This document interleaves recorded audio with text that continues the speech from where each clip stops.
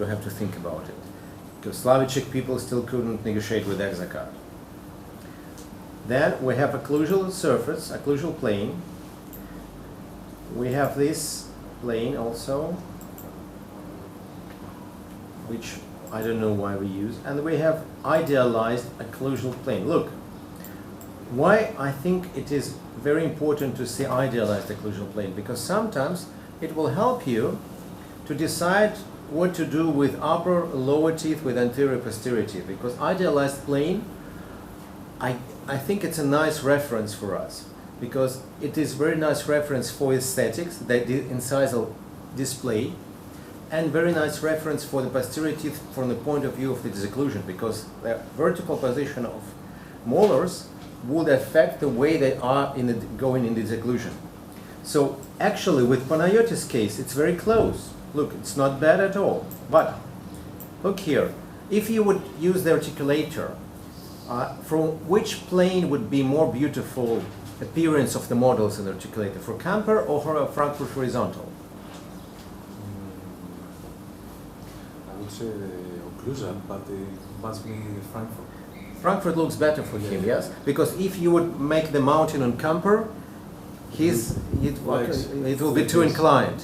Yes. So it means that if you choose horizon for him, it will be a very nice reference. We will not make a big mistake for him, because Frankfurt horizontal is closer to the horizon than camper. But at the same time, for example, there are some aesthetic parameters like Frediani uses from Dawson concept, when there is an angle from Dawson concept from Frediani uses. So when we do the perpendicular from the camper plane to the buccal surface, tangent line to the buccal surface of the central incisors, the best aesthetic would be when this angle is 90 degrees. If it's too proclined or too retroclined, it will be not very nice aesthetics. So we constructed all the major planes, but that's not it. We can see the angles in the sagittal plane. So look, Frankfurt horizontal is 7.3, which is quite a good. Occlusion, right joint, left joint, I don't look at it. We could use SNA, SNB if you want to do orthodontic analysis. We can place these points, no problem for us. Bite height, look what we can do here. There are different combinations. Here it's more popular to do Ricketts bite height, or you can do Slavicek. So do we have, something I didn't place, you see, and program reminded me that. There is a point called suprapagonion, or it's called PM.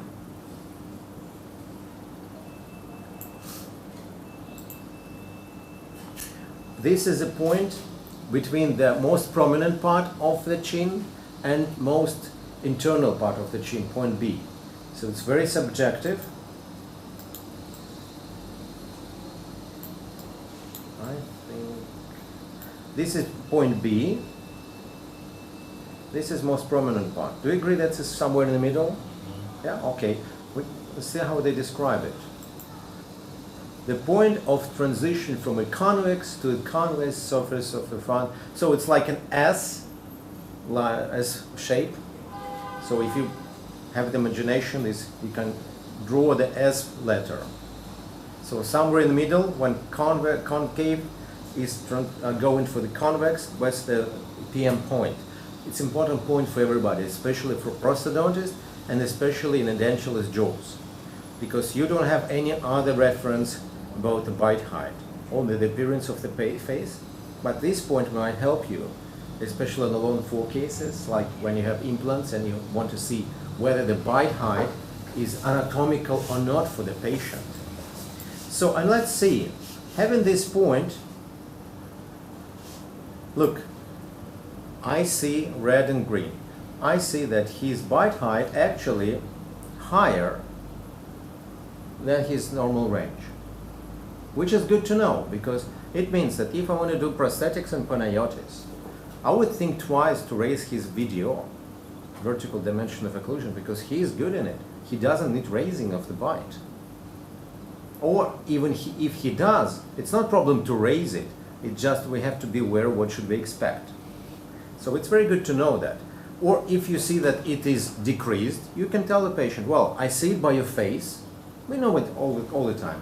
And I see it by your bones, by your anatomical structures. So treatment with increase of the bite height is not a mistake in your case. It actually would be for the good.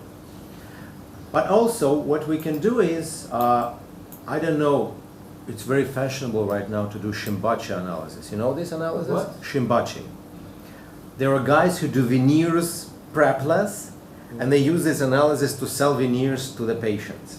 Because they do Shimbachi analysis, we'll do it right now, and they say, oh, your teeth are too small, we have to increase the size, because Shimbachi said so. So let's do Shimbachi analysis.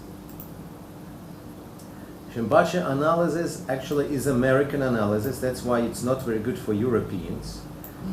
But it's analysis that will tell you how, I would say, harmonious is the size of the upper and lower teeth. Should we increase it or not? For Shimbachi analysis, we go, it is called also LVI analysis. So IW1, it's the point in a contact point of the central incisor, upper central incisor.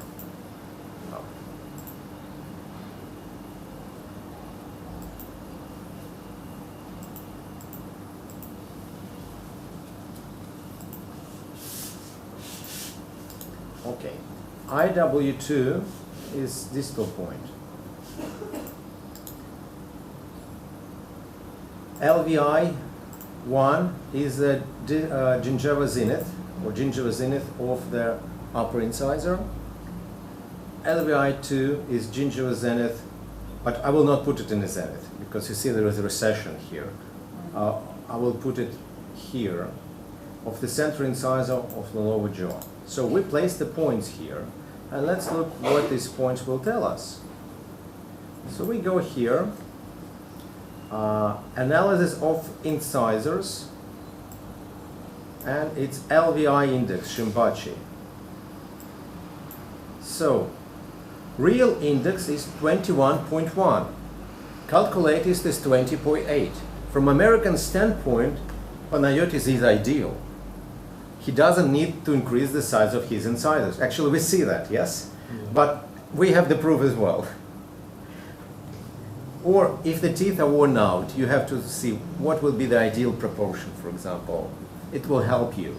But usually I don't use it because for me the reference is the display of the incisors from the upper lip and the level of the smile height. Okay, so that's what I usually do. But in symptomatic analysis, so let's remove these points because they will distract us. If you want to remove the points, just place on an eye, or press on an eye again, and they will not distract you anymore. And we can close it.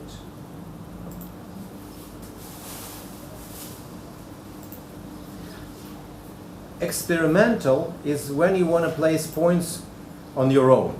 For example, you want to measure something like point A, for example. Let's measure the canine. Point B, let's measure, yes? So what are we getting here?